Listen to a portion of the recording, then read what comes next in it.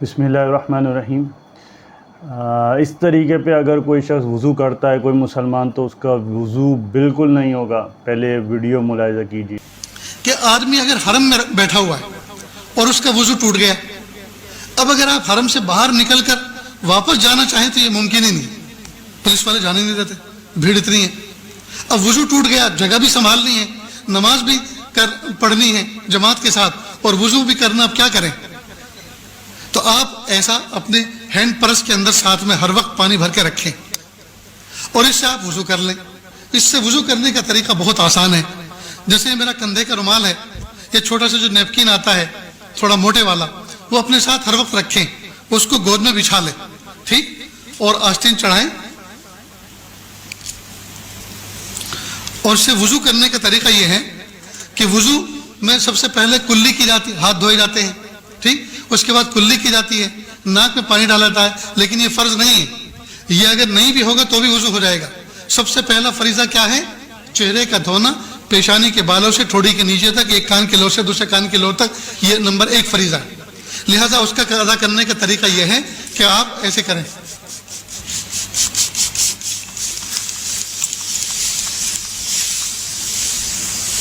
دیکھو میرا منہ بھیگ گیا نا، اس کو میں نے مل لیا۔ اور شریعت کا فقہ کا اصول یہ ہے، جس عضو کو دھونا ہے اگر اس میں سے 1-2 قطرہ پانی ٹپک گیا تو وہ دھلا ہوا سمجھا جائے گا۔ یہ تو قطرات تو ٹپک گئے تو چہرہ دھل گیا۔ اللہ تعالیٰ فرماتے ہیں فَغْسِلُوا وُجُوهَكُمْ وَأَيْدِيَكُمْ إِلَى الْمَرَافِقِ وَامْسَحُوا بِرُؤُوسِكُمْ وَأَرْجُلَكُمْ إِلَى الْكَعْبَيْنِ۔ 3 اعضائیں وہ دھونے، چہرہ ہے، ہاتھ ہے کونیوں سمیت، اور پیر ہیں ٹخنوں تک، یہ 3 اعضاء دھونے اور سر کا مسح کرنا ہے۔ اس میں لفظ جو استعمال ہو رہا ہے وہ ہے غسل، فغسلو، غسل، اردو میں اس کا ترجمہ ہوتا ہے دھونا، عربی زبان میں اسے کہتے ہیں اسالہ، اجرا، پانی بہانا۔ اور یہ جو اسپرے ہے یہ پانی بہانا نہیں ہے بلکہ مسح ہے، مسح کو عربی میں کہتے ہیں اصابہ، پانی لگانا، پانی جو چھڑکا جا رہا ہے یہ غسل نہیں ہے، یہ مسح ہے۔ اس کی مثال سب سے پہلے اس طرح سمجھیں کہ جتنا بھی پانی چہرے پہ یا ہاتھوں پہ 5 6 8 10 دفعہ اسپرے ہو رہا ہے، اس کو آپ اپنے دونوں ہاتھوں میں اسپرے کر کے دیکھیں، دونوں ہاتھوں میں لے کے اسپرے کر کے دیکھیں اتنی دفعہ، آپ دیکھیں پانی کتنا جمع ہوتا ہے۔ یہ آیا اتنا جمع ہوتا ہے جس سے آپ روزانہ غسل کرتے ہیں، روزانہ آپ جو پانی بہاتے ہیں چہرے پہ اتنا پانی جمع ہوتا ہے، یا اتنا پانی جمع ہوتا ہے آپ کے ہاتھوں میں جس سے آپ روزانہ سر پہ مسح کرتے ہیں۔ یہ یقیناً اتنا ہی پانی ہے جس سے صرف ہاتھ جو ہیں دونوں بھیگتے ہیں، گیلے ہوتے ہیں خالی، اور اس سے صرف مسح ہو سکتا ہے، غسل نہیں ہو سکتا۔ دوسرا مغالطہ یہ جی، اس کا معنی یہ ہے اسالہ، پانی بہانا مع تقاطر، یعنی قطرے ٹپکنے چاہیے۔ یہ فقہا نے جو شرط لگائی ہے تقاطر کی، قطرے ٹپکنے کی، اصل میں یہ علامت ہے اس بات کی کہ پانی بہایا گیا۔ پتہ کیسے چلے گا کتنا پانی؟ بھائی قطرے ٹپک گئے تو سمجھو کہ آپ نے غسل کر لیا، آپ نے چہرہ دھو لیا، ہاتھ دھو لیے، پیر دھو لیے۔ پانی ٹپکنے کا مطلب بعض فقہا نے شرط لگائی ہے کم سے کم 2 قطرے تو ٹپکیں، بعض نے کہا 1 بھی اگر ٹپکتا ہے تو یہ سیلان سمجھا جائے گا، یہ اسالہ سمجھا جائے گا، یعنی پانی کو بہایا گیا ہے۔ صرف یہ معنی نہیں ہے کہ 1 قطرہ پورے چہرے سے 1 قطرہ ٹپک جائے تو یہ اس لیے یہ وضو ہو جائے، غسل ہو جائے گا، نہیں، پورے چہرے سے 1 قطرہ پانی ٹپک جائے یہ مراد نہیں، بلکہ ایک حصے سے، یہ میرے فنگر ٹپ دیکھیں، ایک یہ اس طرح پورے چہرے سے 1 قطرہ ٹپکنا چاہیے۔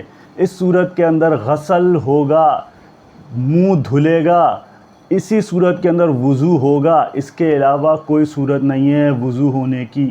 یہ جو طریقہ بیان کیا جا رہا ہے اس میں پورے چہرے پہ ایک شخص ایک طرف دھو لیتا ہے، وہ تو 10 100 500 1000 قطرے ٹپک گئے، ایک طرف سوکھا ہوا ہے، ایک طرف صرف اس نے گیلا ہاتھ پھیر لیا، تو کیا وضو ہو جائے گا؟ بالکل نہیں ہوگا۔ یہی صورت یہاں پہ ہو رہی ہے کہ 1 قطرہ ٹپک رہا ہے وہ تو کہیں سے بھی ٹپک جائے گا، پورے جو غسل کی جگہ ہے، اعضاء، عضو، جو غسل کا عضو ہے، پورے کے پورے چہرے سے پانی ٹپکنا چاہیے، کم سے کم 1 قطرہ۔ اسی طرح پورے دونوں ہاتھوں سے پانی ٹپکنا چاہیے، کم سے کم 1 قطرہ، ہر جگہ سے، ہر مسام سے، تو یہ پانی بہانا سمجھا جائے گا۔ یہ مطلب ہے فقہا کی اس عبارت کا۔ ایک نادر روایت ویسے بھی موجود ہے فقہ حنفی میں، اس پر فتویٰ نہیں، امام یوسف سے روایت موجود ہے لیکن اس پر فتویٰ نہیں ہے۔ اب یہ اگر سینیریو ہو جائے کسی جگہ پہ، کسی مقام پہ کہ آپ حرم کے اندر موجود ہیں، آپ کو وضو کی حاجت ہو گئی ہے، وضو کرنے کی جگہ نہیں ہے، ایسکلیٹر بھی بند کر دیتے ہیں، واپس جانے کا کوئی راستہ نہیں ہے، تو اب بے وضو نماز پڑھے گا، کیا کرے گا؟ تیمم کرے گا، یا باہر نکلے گا تو نماز رہ جائے گی اس کی جماعت کے ساتھ، بالکل باہر نکلے گا تو نماز رہ جائے گی، تو اب کیا کرے گا؟ تو ہر منزل پہ آب زمزم کی سبیل ہوتی ہے، آب زمزم کا واٹر پلانٹ ہوتا ہے، جدھر ڈرین سسٹم بھی ہوتا ہے، وہ ہر جگہ موجود ہوتا ہے، اس کے گلاس میں آپ بھر لیں اور اس سے وضو کر لیں۔ بالاتفاق فقہا آب زمزم سے وضو کرنا درست اور صحیح ہے۔ آب زمزم محترم مکرم ضرور ہے، لیکن اس سے نجاست زائل نہیں کر سکتے، استنجا نہیں کر سکتے، لیکن وضو اور غسل بالاتفاق کر سکتے ہیں۔ واللہ تعالی عالم بالصواب۔